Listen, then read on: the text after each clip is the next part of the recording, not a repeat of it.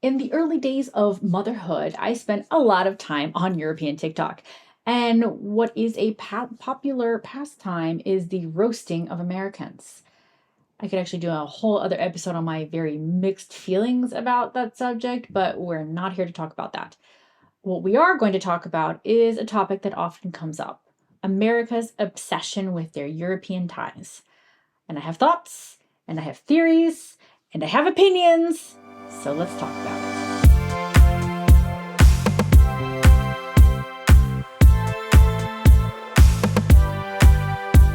Hello, Lieblings. I'm Mari, science fiction and fantasy author who's been living in southern Germany since 2014. One common observation that Europeans have of Americans is when said Europeans, say my German husband, would say their country of origin while visiting the US, and an American would immediately respond with their own European heritage.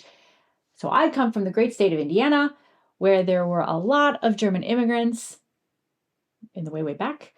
So my husband has heard the, "Oh, I'm German too," quite often. But what they actually meant was that either their Oma or their Opa was German. And for a lot of Americans, it is enough to claim that heritage. But why is that? And also, why does it seem to really only happen in the US? I mean, look at countries like Canada, Australia, or New Zealand, who also have similar colonial histories. And why don't you hear about them often? Or do you ever hear about them at all? I do have a theory, and it's probably wrong, and I'm probably full of shit, but hear me out. First of all, it is possible to claim Native American citizenship in the US. However, each of the 574 federally recognized American Indian tribes, as well as Alaskan Natives, they have their own requirements. But one of the ways to claim citizenship is called the tribal blood quantum. An example of that would be like me saying I am a quarter Italian or 25% Italian. And that's because my grandfather, Alberto Angelo, was born in Sori, Italy. However, he moved to Peru when he was a child and lived the majority of his life in Peru. Yet he never held Peruvian citizenship, even though his mother was Peruvian. And so as a result, we're actually working on getting my mom's Italian citizenship. And through her, I can also get it, which would be great and make my life in Europe a little easier, since Germany has yet to fulfill their promise in making it easier for foreigners to get citizenship. But that I did an episode on that already, and I will link that. Anyway, about 70% of tribes in the States use this tribal blood quantum for citizenship requirements. There is also lineal descendancy from someone on the tribe's base roll, or it's a list of members that was designated in the tribe's constitution, or being in a relationship with a tribal member who is descended from someone on that base roll. Regardless, there are ways to claim full tribal citizenship because of a relative, and they can be relatively distant. This was created by the federal government in the 1930s, and it was also to pressure tribes to come up with some sort of constitution, which then included how they determined citizenship. Canada does do something similar with their native tribes, but their requirements are actually a lot stricter. I have a link below, and that goes into greater detail, but it does boil down to you have to have a specific percent of tribal blood, and you can only pass it down to your kid, and that's it. I don't know about Australia or New Zealand. I cannot speak for them, and I'm sure I know they have rules, of course, with their native tribes. I just don't know them. In the States, we also have what's called the one-drop rule, which is the idea of a person having even one ancestor who is Black, no matter how far back, then that makes that person Black. I know. Therefore, my theory is this. Because of the US's rather loosey-goosey interpretation of citizenship with their native tribes, as well as persons of color, we as Americans have then projected this idea onto our European heritage, or whatever heritage we have, just focusing on Europe right now. So, now you know my theory. What do I think? Especially as someone who identifies as American Peruvian. It is on all of my bios. I think TikToker Also Sprache put it best. You're not German, you're German American. You're not Italian, you're Italian American.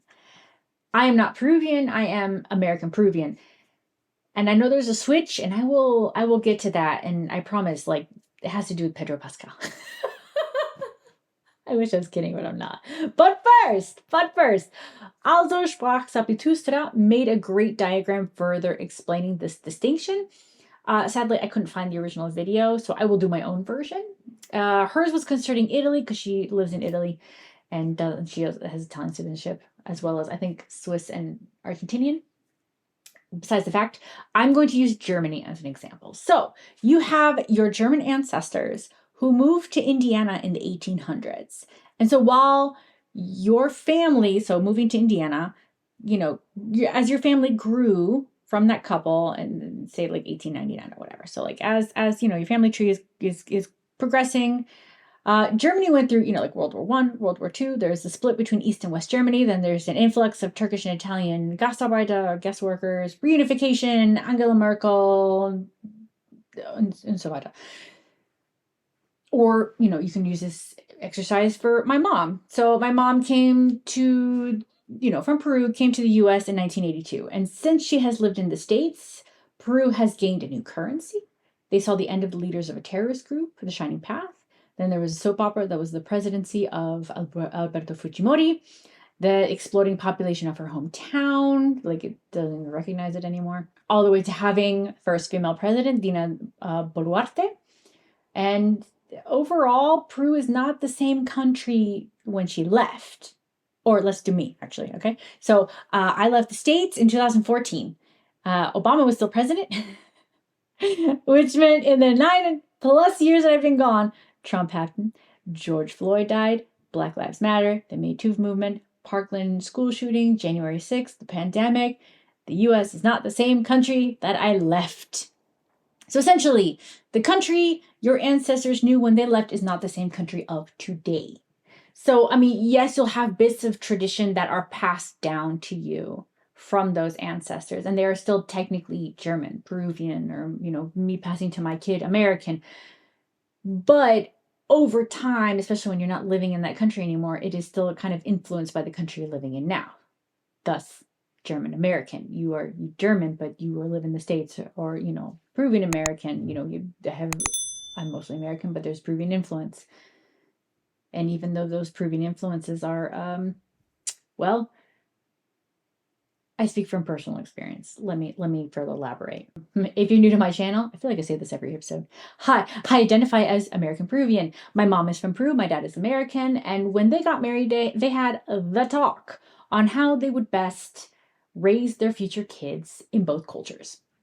And I'm putting emphasis on their best because if anyone in Indiana remembers the cultural landscape of the 1980s and the 1990s, there weren't that many Latinos.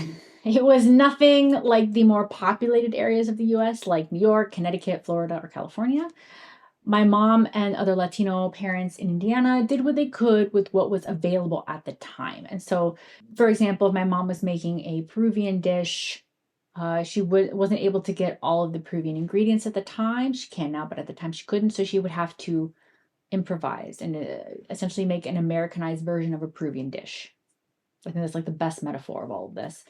And also this meant that there was not only this American influence, but, there may not be that many Peruvians, especially at the beginning, there weren't that many. And it's grown since, but there's also, just a huge population of Latinos in general. So other Latino cultures, they will all get mixed in together. What has been created in the US is this melting pot of Latino culture that is just very specific to the US. Like we have our own jokes, our own cultural references, what have you.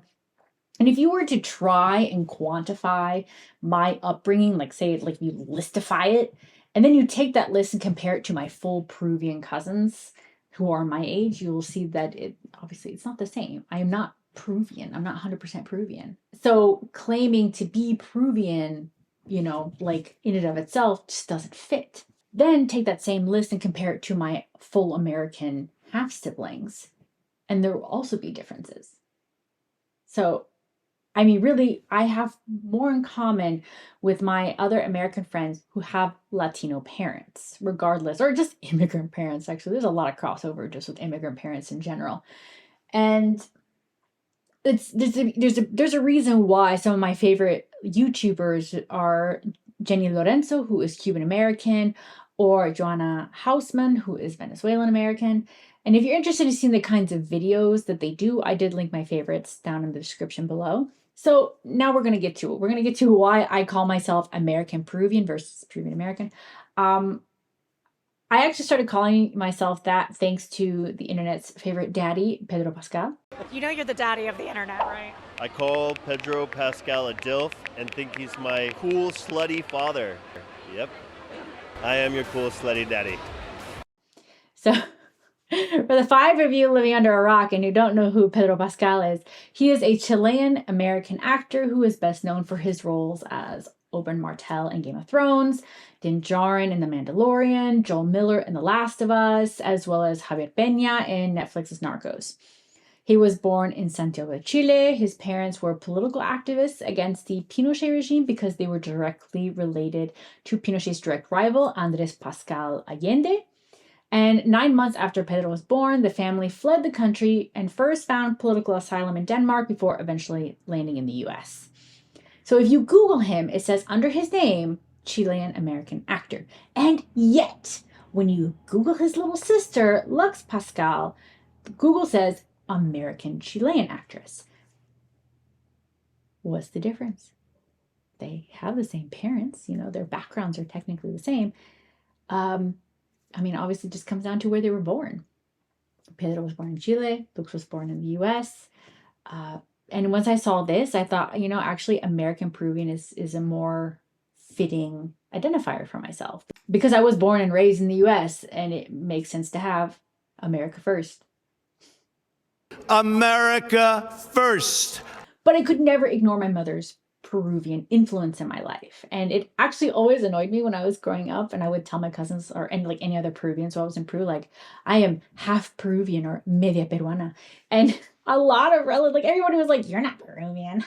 That's so cute. You're just American. And it I don't know. It just felt like such a slap in the face to everything my mom worked in giving me in terms of her culture. Like, she hadn't learned the language. She celebrated Peruvian holidays with other Peruvians. And by that I mostly mean Peruvian Independence Day, which is July 28th.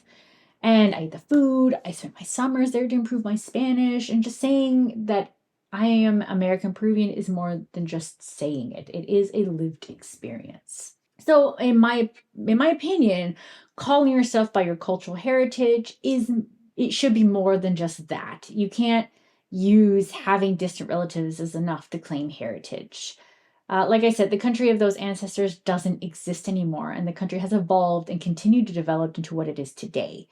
So, but it is possible with the internet today to do research, to learn the language, to follow YouTubers who come from those countries and where you can learn and everything, do any and everything you can, and all within the comforts of your own home. You can claim that heritage, but learn about it, appreciate it. And if you are able to travel, go experience it for yourself. So that was a very long-winded episode of me ranting. And like I said, I have thoughts and opinions, and honestly, folks can claim what they want. I am not the heritage police here.